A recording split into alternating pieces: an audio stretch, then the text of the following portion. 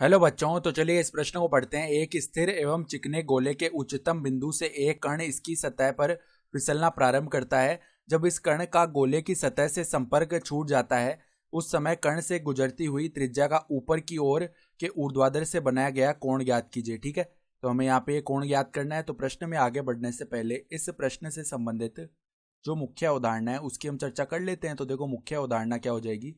कार्य ऊर्जा प्रमेय हम जानते हैं। कार्य ऊर्जा प्रमेय क्या होता है? कार्य ऊर्जा प्रमेय इसके अनुसार जो सभी बलों के द्वारा जो किया गया कार्य है यानी डब्ल्यू नेट, इसका मान किसके बराबर आता है? गतिज ऊर्जा में परिवर्तन, यानी कि अंतिम गतिज ऊर्जा माइनस प्रारंभिक गतिज ऊर्जा। ठीक है, तो अब इस सवाल के मुख्य हल में आ जाते हैं। तो वो क्या कह रहा है कि एक स्थिर व चिकना गोला है। तो मान लो इस प्रकार का हमारा स्थिर और चिकना गोला हो गया। ठीक है, ये मान लो कोई सतह पे रखा हुआ है। फिर क्या बोला जा रहा है? इसके उच्चतम बिंदु से एक कण इसकी सतह पर फिसलना प्रारंभ करता है। तो मान लो इसकी त्रिज्या आर है एक बार के लिए। ठीक है, और इसके उच्चतम बिंदु से यहाँ पर कोई कण एम होगा, वो इसकी सतह पर फिसलना प्रारंभ करता है। ठीक है, जब इस कण का गोले की सतह से संपर्क छूट जाता है, उस समय कण से गुजरती हुई त्रिज्या का ऊपर की ओर के ऊर्ध्वाधर से बनाया गया कोण ज्ञात कीजिए। ठीक है, तो अब देखो, मान लो किसी भी समय पर ये, मान लो इस स्थिति में आ गया, मतलब ये थीटा बना रहा है ऊर्ध्वाधर से कोण। ठीक है, और यहाँ पर ये कण इस प्रकार आ गया। तो अब इस स्थिति में देखो, इस पर गोले के द्वारा एक अभिलंबीय बल एन लग रहा होगा। ठीक है, साथ ही साथ इस पर गुरुत्वीय बल एम जी इस प्रकार नीचे की तरफ लग रहा होगा। सही बात है। तो अब अगर इसकी स्थिति को हम समझना चाहें तो मान लो एम इस प्रकार रखा हुआ है, तो इस पर एक एम जी तो नीचे की तरफ लग रहा है। ठीक है, और यहाँ पर मान लो इस प्रकार का है। ठीक है, तो अब ध्यान से देखो, इस पर इस प्रकार से एक अभिकेंद्रीय बल एन लग रहा है। तो हमने क्या किया, इस एन वाली रेखा को आगे बढ़ाया और एक इसके लंबवत रेखा खींची। ठीक है, तो अब अगर ये कोण थीटा है, तो ये वाला जो कोण है ना, वो भी हमारा थीटा आएगा एकांतर कोण से। सही है। तो अब यहाँ पर जो बल है वो लगेगा एम जी कोस थीटा, इसका घटक कर लिया इस तरफ, और इस तरफ जो बल आएगा वो आएगा एम जी साइन थीटा। ठीक है, तो अब अगर आवश्यक अभिकेंद्रीय बल की बात करेंगे तो आवश्यक अभिकेंद्रीय बल देखो किसके बराबर आएगा?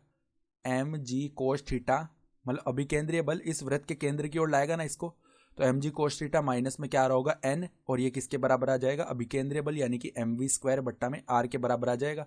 मान लो इस समय इसका जो वेग है वो वी है। ठीक है, और आर तो इसकी त्रिज्या है ही है। तो अब हमें क्या बताया हुआ है? जब इस कण का गोले की सतह से संपर्क छूट जाता है, तो जब संपर्क छूट जाएगा, देखो संपर्क छूटने की संपर्क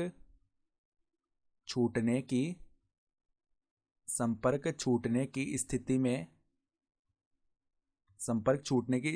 में यहाँ पर देखो, जब संपर्क छूट जाएगा ना, तो जो अभिलंबीय बल एन है वो जीरो हो जाएगा, यानी एम जी कोस थीटा का मान किसके बराबर आ जाएगा? एम वी स्क्वायर बट्टा में आर के। तो एम से एम विभाजित हो गया, तो यहाँ पर वी स्क्वायर का मान हम क्या लिख सकते हैं? R G cos theta. ठीक है, तो इसको तो समीकरण 1 बोल दिया हमने। सही बात है। और हमने क्या माना कि ये जो थीटा कोण जब हुआ ना, तभी संपर्क छूटा है। ठीक है, तो हमें ये थीटा कोण ही निकालना है, इसका मतलब ये हो गया। अब देखो, हम यहाँ पर कार्य ऊर्जा प्रमेय लगा रहे हैं। अब देखो, शुरुआत में ये उच्चतम बिंदु से फिसलना प्रारंभ हुआ ना, तो फिसलने का मतलब इसका प्रारंभिक वेग 0 हो गया। ठीक है, तो अब देखो यहाँ पर हम क्या कर रहे हैं, कार्य ऊर्जा प्रमेय लगा लेते हैं। तो कार्य ऊर्जा प्रमेय अगर लगाएं हम, तो देखो अब क्या होगा। कार्य ऊर्जा प्रमेय लगाएं तो जो हमारे पास अभिकेंद्रीय बल है वो तो क्या हो रहा है? एम जी के लंबवत दिशा में लग रहा है।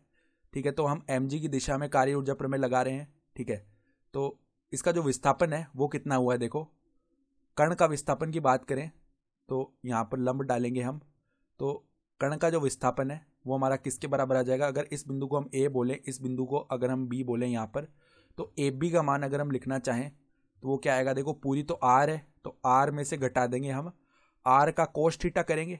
ठीक है, तब जाके हमारा किसका मान आएगा? सी बी का मान आएगा। तो ए सी में से हमें सी बी घटाना पड़ेगा, तब जाके हमारे पास ए बी आएगा। तो सी बी का मान देखो क्या लिख सकते हैं? R cos theta. सही बात है। तो यहाँ पर आर को तो बेनिस्ट ले लिया, तो 1 माइनस कोस थीटा, ये हमारा विस्थापन आ गया।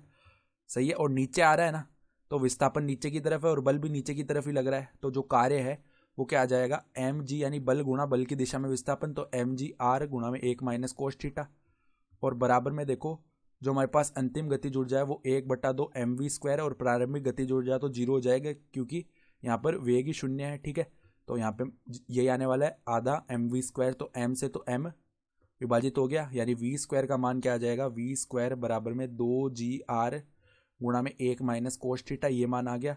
अब v² का मान समीकरण 1 से उठा के रख देते हैं, rg कोस थीटा, तो rg कोस थीटा बराबर में क्या आ गया, 2gr गुणा में 1 माइनस कोस थीटा। ठीक है, तो gr से gr विभाजित हो गया, यानी कि कोस थीटा का जो मान है ना वो किसके बराबर आएगा, 2 माइनस में 2 कोस थीटा, 2 को अंदर गुणा कर लिया है। तो अब देखो -2 कोस थीटा को इस तरफ लाएंगे तो cos theta plus 2 cos theta क्या होगा, 3 कोस थीटा, इसका मान 2 के बराबर आ जाएगा, यानी कि कोस थीटा का जो मान है ना वो किसके बराबर आएगा, 2/3, यानी कि जो अभिष्ट कोण थीटा है उसका मान कोस इनवर्स 2/3 आ जाएगा, और यही हमारा क्या हो जाएगा, उत्तर भी आ जाएगा। ठीक है, तो आशा करता हूँ कि आपको ये प्रश्न समझ में आया होगा। धन्यवाद।